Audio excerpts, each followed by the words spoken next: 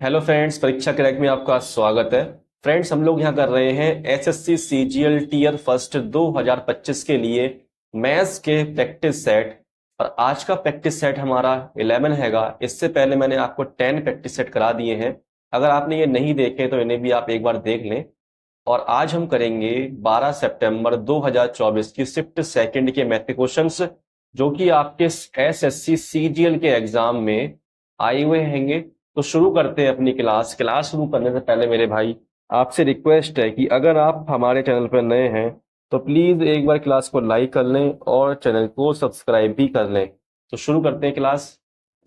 Question number 1 में कहा गया है 44 सेंटीमीटर की चाप लंबाई वाले एक ऐसे त्रिज्याखंड का क्षेत्रफल ज्ञात करें जो 30 डिग्री का केंद्रीय कोण अंतरित करता है। तो देखना, हमें एक सर्कल है, उसकी चाप की लंबाई दे रखी है 44 सेंटीमीटर।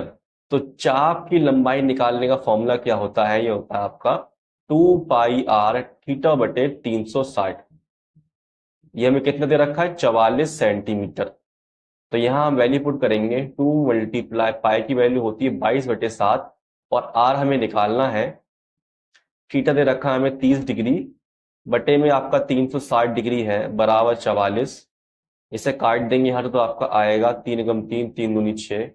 2 से आपका जाएगा 12 6 बार में, और 2 से कट जाएगा 2 3 6, 2 1 कम 2, 2 1 कम 2, 11 से काटेंगे आपको 44 4 बार में। तो आपकी आर कितनी आएगी यहाँ पे? 7 या 21, 21 चौक आपका हो जाएगा 84। तो आपकी त्रिज्या कितनी आ गई है? 84 आ गई है। हमें निकालना क्या हैगा? त्रिज्या खंड का क्षेत्रफल। तो क्षेत्रफल निकालने का फॉर्मूला होता है आपका पाई आर स्क्वायर थीटा बटे 360 डिग्री। तो यहाँ पे आपका पाई 22/7 हो जाएगा। त्रिज्या आपकी आई है 84, 2 बार लिखेंगे, स्क्वायर लगा है, मल्टीप्लाई 30/360। 30 से जाएगा आपका ये 12 बार में, 12 से जाएगा 7 बार में, और आपका 7 से 7 कट जाएगा। तो क्या बचेगा आपका? 22 × 84 बचेगा। जब आप इसे सॉल्व करेंगे तो आपका आंसर आएगा ऑप्शन नंबर 4, 18,1848 सेंटीमीटर स्क्वायर। ठीक है, अब हम करेंगे नेक्स्ट क्वेश्चन। क्वेश्चन नंबर 2 में कहा है दो बेलनों के आधारों की त्रिज्याएं 4:5 के अनुपात में है और उनकी ऊंचाइयां 5:7 के अनुपात में है। तो उनके वक्र पृष्ठीय क्षेत्रफलों का अनुपात ज्ञात कर कीजिए।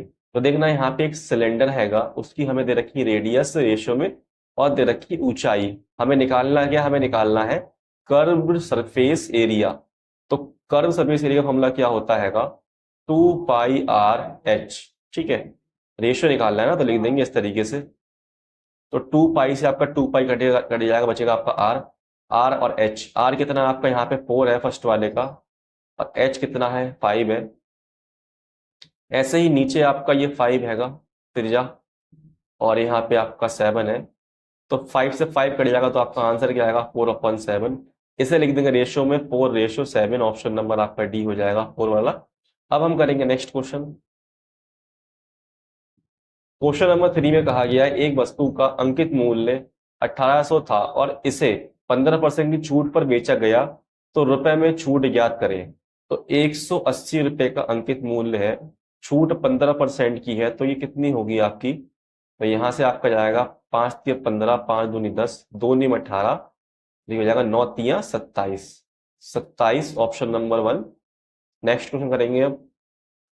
क्वेश्चन नंबर 4 में कहा गया एक क्लब में पुरुष और महिला सदस्यों के बीच अनुपात 2:3 है। यदि पुरुष सदस्यों की संख्या 200 बढ़ा दी जाए तो अनुपात 5:6 हो जाता है। तो क्लब में कितनी महिला सदस्य हैं? तो देखना, मेल और फीमेल का रेशियो कितना हैगा?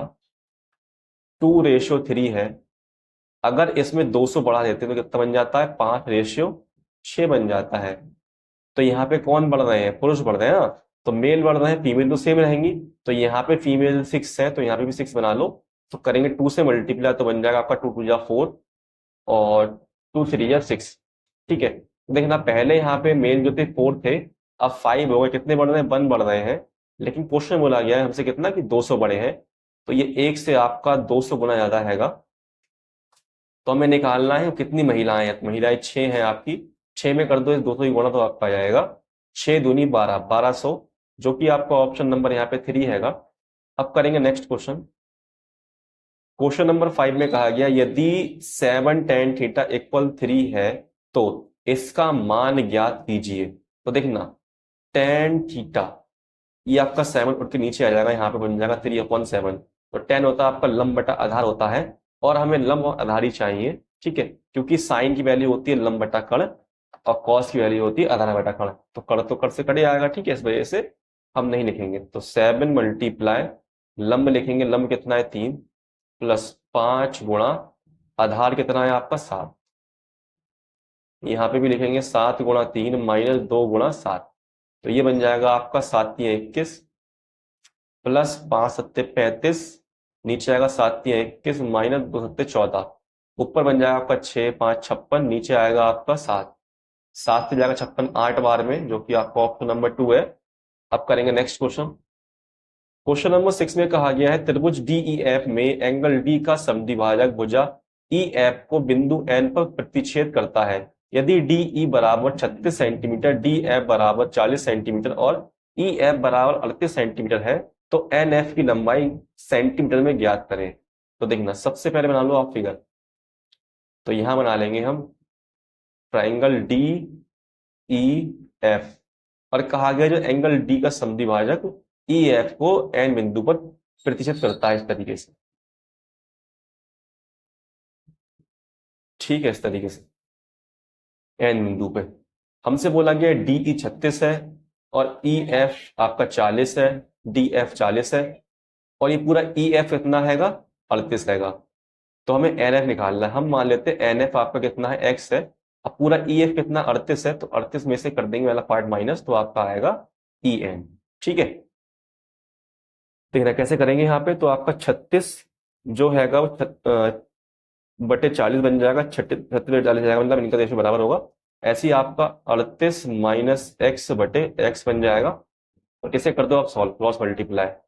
तो 4×9 = 36, 4×10 = 40, यहाँ बन जाएगा आपका, यहाँ मल्टीप्लाई करेंगे ऐसे, तो 9x बराबर 380 माइनस 10x।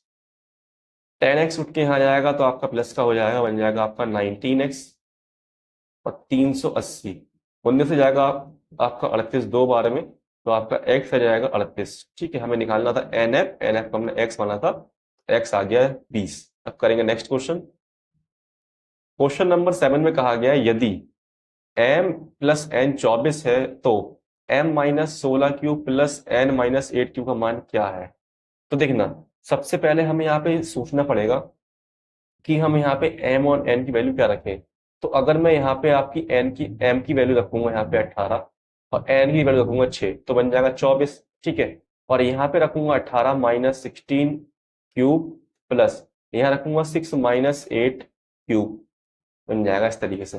तो आपको एक चीज समझनी है कि यहाँ पे जो भी वैल्यू आए वो सॉल्व करने पे सेम आई चाहिए। जैसे कि देखो 18 में से जाएगा 16, बचेगा 2 का क्यूब, और यहाँ पे 8 में 6 जाएगा, बचेगा माइनस का 2 का क्यूब। तो एक संख्या आपकी प्लस में आनी चाहिए, एक माइनस में आनी चाहिए, और सेम आनी चाहिए, ऐसे नंबर रखने हैं। तो 2 का क्यूब कितना होगा, 2 का क्यूब करेंगे तो आपका 8 आएगा। ऐसे ही यहाँ पे 2 क्यूब करेंगे तब भी आपका 8 आएगा, और माइनस का आएगा, ठीक है। जब माइनस करेंगे तो आपका 0 आएगा, ऑप्शन नंबर 4। अब करेंगे नेक्स्ट क्वेश्चन।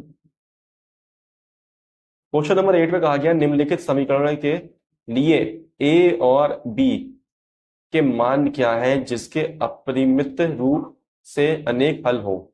तो देखना, यहाँ पे दे रखा है हमें ए और यहाँ पे दे रखा है 3, तो a/3 बन जाएगा बराबर, यहाँ पे हमें दे रखा है b, यहाँ दिया 5-2a, b/5-2a, और यहाँ पे दिया है 2 और ये दिया 6, ठीक है। तो फॉर्मूला होता है a1 a2 b1 b2 c1 c2, ये लिख दिया हमने। तो यहाँ से हम निकाल लेंगे क्या आपका a/3 बराबर क्या होगा, 2/6 होगा।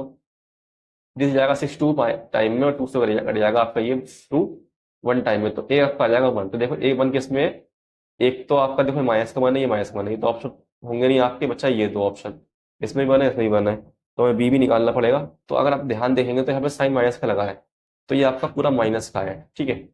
तो b -5 ब्रैकेट खोलेंगे तो माइनस माइनस प्लस 2a हो जाएगा, बराबर 2/6। यहाँ पे a की वैल्यू क्या आई है आपकी 1 आई है, तो यहाँ 1 रखेंगे तो आपका 2 ही बनेगा यहाँ पे, और ये बन जाएगा 1/3। 2 1 जा 2, 2 3 जा 6।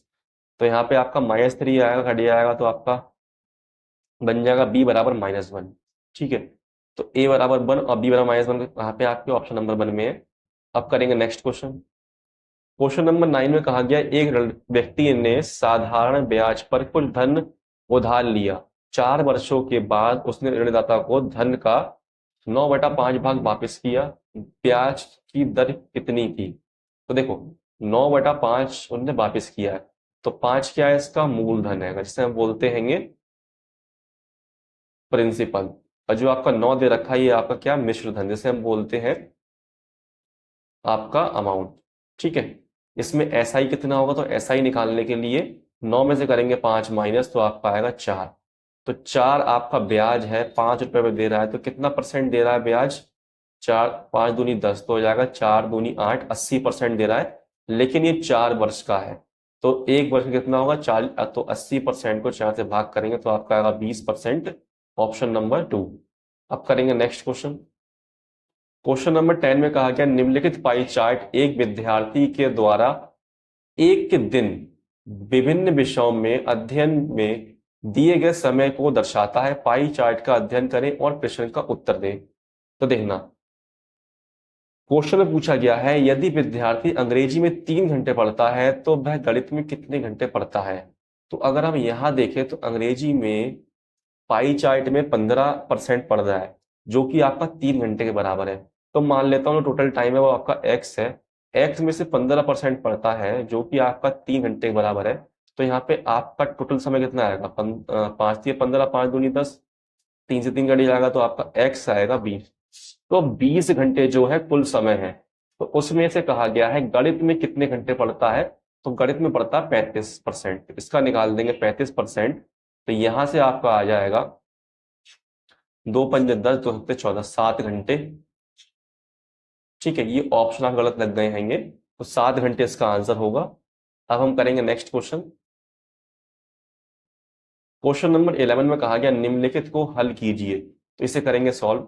तो सबसे पहले करेंगे ब्रैकेट सॉल्व। ब्रैकेट सॉल्व करेंगे तो बन जाएगा 2 और 1, 2 और 1 3 और 1 4, 4 का स्क्वायर डिवाइड। फिर करेंगे ऑफ सॉल्व, तो यहाँ बन जाएगा 2 दूनी 4, फिर यहाँ पे 2 × 8 -1, तो 4 चौक 16 भाग 2 × 8 -1, तो बन जाएगा आपका 2 8 16, 8 8 64, 64 में से बन जाएगा, बचेगा आपका 53। Option number 4। नेक्स्ट क्वेश्चन करेंगे।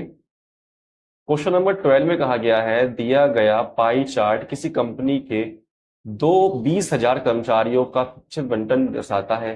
दिए गए चार्ट का अध्ययन कीजिए और दिए गए प्रश्न का उत्तर दीजिए। कहा गया यदि विभाग डी में 30% कर्मचारी महिलाएं हैं तो उक्त विभाग में कितने पुरुष कर्मचारी हैं। तो देखना, पूरी जो संख्या होती है वो अपने आप में 100% होती है, इसमें से 30% आपकी फीमेल है, तो मेल होंगे 70%। इतना समझ में आ गया।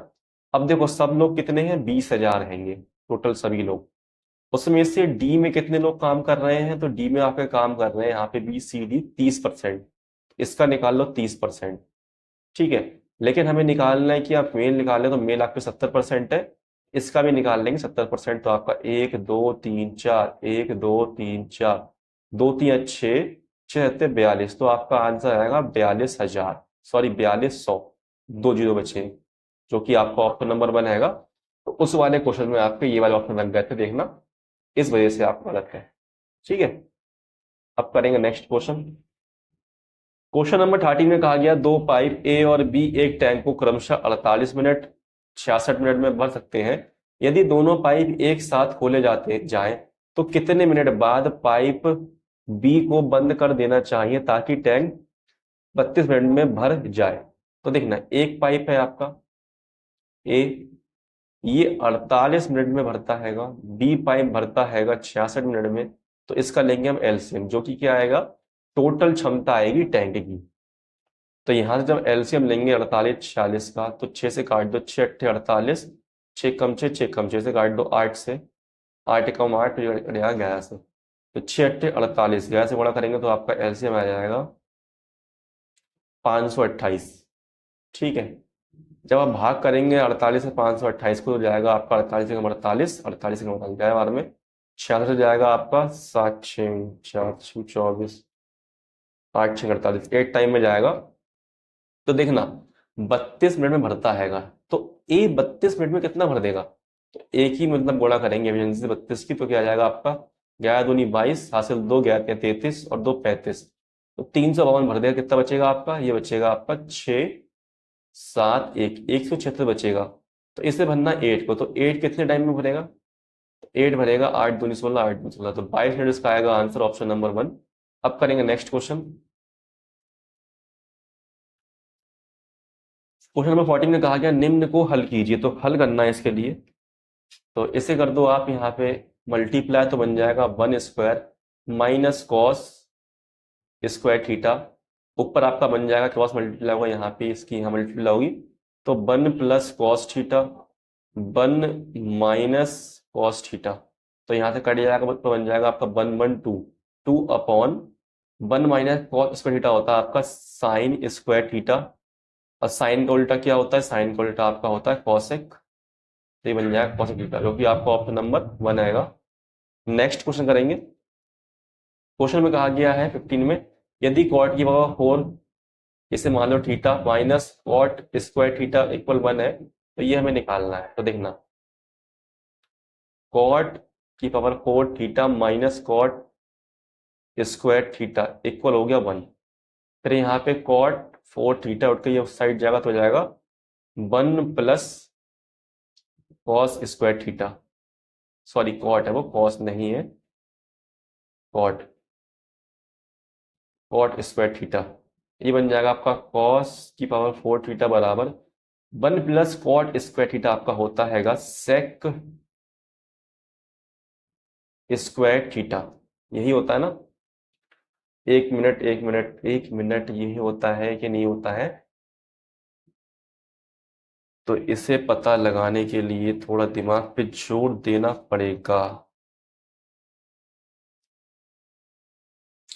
सेक स्क्वायर नहीं होता है, सेक स्क्वायर तो होता है आपका 1 plus tan square theta sec होता है, ये आपका होता है कॉसेक। ठीक है, तो कॉसेक बन जाएगा ये कॉसेक स्क्वायर थीटा। ठीक, अब यहां से देखना आप कैसे सॉल्व करेंगे इसके लिए। तो देखना यहाँ पे दे रखा है हमें, ये कॉस चल रहा है, ये कॉट है, सॉरी सब में कॉट है, सब मिस्टेक हो गई। तो ये कॉट है, तो कॉट की वैल्यू क्या होती है? कॉट लिख सकते हैं हम लोग कॉस की पावर 4 थीटा अपॉन साइन की पावर 4 थीटा इक्वल हो जाएगा आपका 1 अपॉन साइन की पावर स्क्वायर थीटा। तो ये कट जाएगी आपको, पावर 2 कट जाएगी, तो बन जाएगा आपका कॉस की पावर 4 थीटा बराबर ये पहुंच जाएगा वहां पे आपका बन जाएगा साइन स्क्वायर थीटा। ठीक है, तो कॉट की पावर 4 बराबर क्या हैगा? साइन स्क्वायर थीटा हैगा।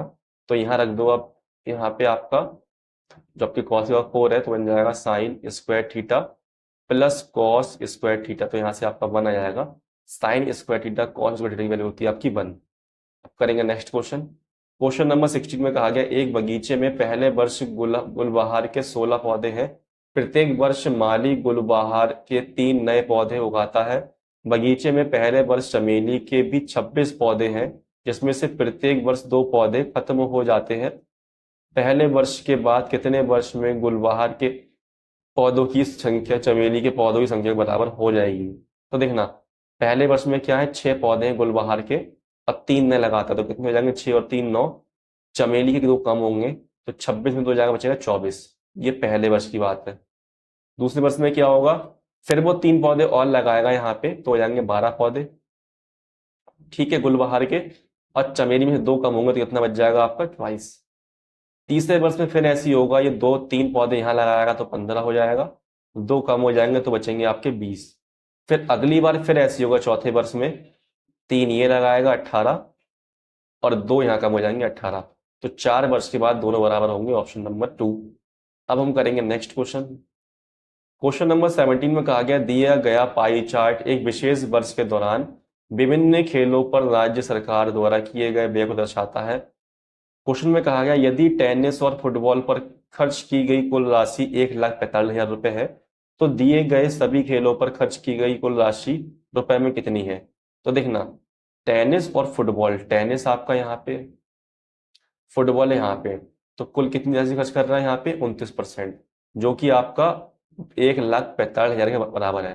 तो 1,45,000 को 29 से भाग कर दो और 100 से कर दो गुणा। तो यहाँ से बन जाएगा 29 पंजे, तो आपका आएगा 3 जीरो ऊपर वाले, 2 जीरो ये 5,00,000, ऑप्शन नंबर 2।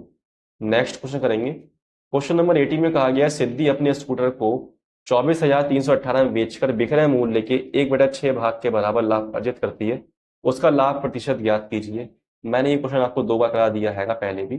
तो यहाँ पे निकालेंगे सीपी।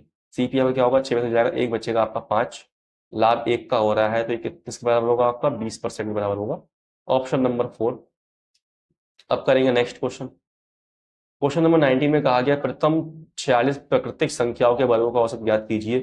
तो फॉर्मूला क्या होता है आपका, औसत निकालने का तो पता नहीं है, लेकिन वर्गों का योग निकाल लूंगा मैं, फिर हम भाग कर देंगे, ठीक है।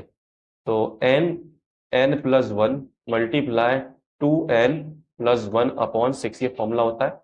तो n 46 है, 46 जोड़ेंगे 147, 46 दूनी कितना होता है, 2 6 12, 2 चौका 9 92 और 1 93, भाग कर दो 6 से। तो 2 3 6, 2 दूनी 4, 2 3 6, 3 3 9, 3 कम 3, तो आपको बन जाएगा 23 गुणा 47 गुणा 31, ये आ जाएगा योग। लेकिन हमें निकालना एवरेज, एवरेज निकालने के लिए करेंगे 46 से भाग। तो 23 कम 23, 23 दूनी 46, यहाँ बन जाएगा आपका 47 गुणा 31, 7 4 3 सत्ते 21, 3 चौबा 14, 7 5 4 1, इसे कर दो आप 2 से भाग, नीचे 2 है ना, तो 2 सत्ते 14, 2 एकम 2, 2 अट्ठे 16, 2 पंजे 10, ऑप्शन नंबर 4। यहाँ आ जाएगा आपका 718.5। अब करेंगे नेक्स्ट क्वेश्चन। क्वेश्चन नंबर 20 में कहा गया, एक पुलिसकर्मी द्वारा पीछा किए जाने पर एक चोर शुरुआत में 150 मीटर आगे था। यदि पुलिसकर्मी की चाल और चोर की चाल का अनुपात 5:4 दे रखा था, तो पुलिसकर्मी द्वारा पकड़े जाने से पहले चोर कितनी दूरी तय कर चुका होगा। तो देखो डिस्टेंस आपका 150 हैगा, जब पीछा कर रहा है तो डिस्टेंस मतलब जो उनकी स्पीड है वो माइनस करेंगे तो आपका 1 आएगा। निकालना क्या, हमें चोर का डिस्टेंस निकालना है, तो चोर की स्पीड 4 है, तो 4 से कर देंगे गुणा तो हो जाएगा 15 चौक 60, मतलब 600 आ जाएगा answer, option number 2। Next question करेंगे। क्वेश्चन नंबर 21 में कहा गया, त्रिभुज एबीसी में भुजा बीसी की लंबाई भुजा एबी की लंबाई के दुगनी से 2 सेंटीमीटर कम है। भुजा एसी की लंबाई भुजा एबी की लंबाई से 10 सेंटीमीटर अधिक है। त्रिभुज का परिमाप 40 सेंटीमीटर, त्रिभुज की सबसे छोटी भुजा की लंबाई ज्ञात करें। इजी क्वेश्चन हैगा। ए बी सी बोला गया है, त्रिभुज भुजा बीसी की लंबाई भुजा ए बी की लंबाई के दुगने से 2 सेंटीमीटर कम है। ए बी की मान लो आप x, तो इसके 2 गुने से 2 कम है। फिर बोला गया ए सी की लंबाई भुजा ए बी की लंबाई से 10 अधिक है, तो x + 10 बन जाएगा। तो इसका परिमाप कितना दे रखा है, 40, परिमाप क्या आएगा, इसे प्लस कर दो, x और 2x, 3x और 1 4x, 4x 10 में से जाएगा 2 बचेगा आपका +8 बराबर 40 हो जाएगा। 4 भाग जाएगा माइनस, मतलब 8 भाग जाएगा माइनस, तो 4x बराबर 32 आएगा आपका। 4 से जाएगा 32 आपका 8 टाइम में, तो x आपका आ जाएगा 8, ऑप्शन नंबर 4। अब करेंगे नेक्स्ट क्वेश्चन। क्वेश्चन नंबर 22 में कहा गया, निम्नलिखित में से कौन सी संख्या गैर से विभाज्य नहीं है। तो ये नहीं होगी आपकी, देखना 1 2 8 0 4 1 दे रखा है। तो रूल क्या है, पहले कर लो आप ऑड नंबर वाले, ऑड प्लेस वाले नंबर प्लस, 8 और 1 9, 9 4 12, फिर यहाँ कर लो प्लस, तो 2 0 और 1 3, माइनस करेंगे कितना आएगा आपका 9 आएगा। क्या 9 आपका गैर से भाग है, नहीं है, तो इसका मतलब ये संख्या आपकी 9 से गैर से भाग नहीं है। क्वेश्चन नंबर 23 में कहा गया, किसी बिंदु टी से एक वृत्त की स्पर्श रेखा की लंबाई 32 सेंटीमीटर है और केंद्र से टी की दूरी 40 सेंटीमीटर है, वृत्त का व्यास ज्ञात करें।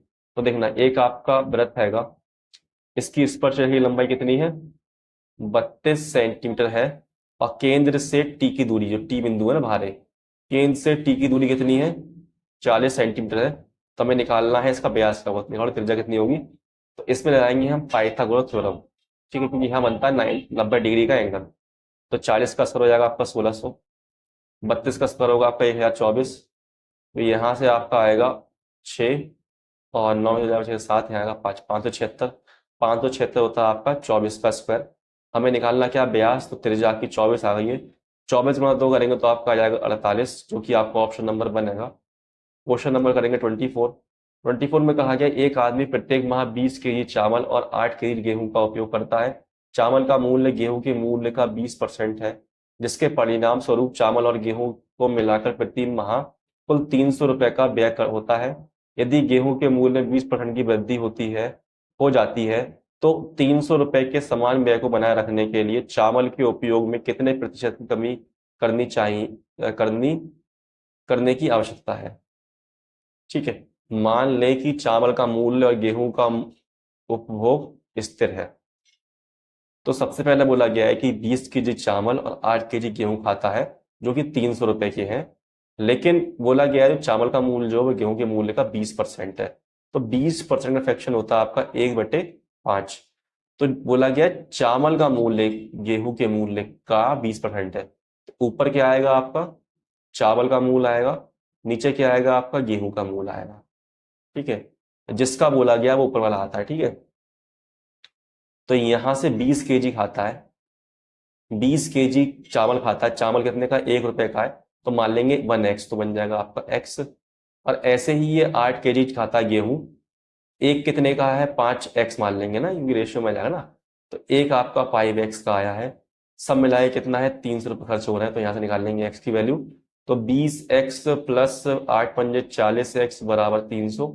तो यहाँ से आपका आ जाएगा 600x बराबर 300। 600 का आएगा, 60 आएगा, 60x बराबर 300।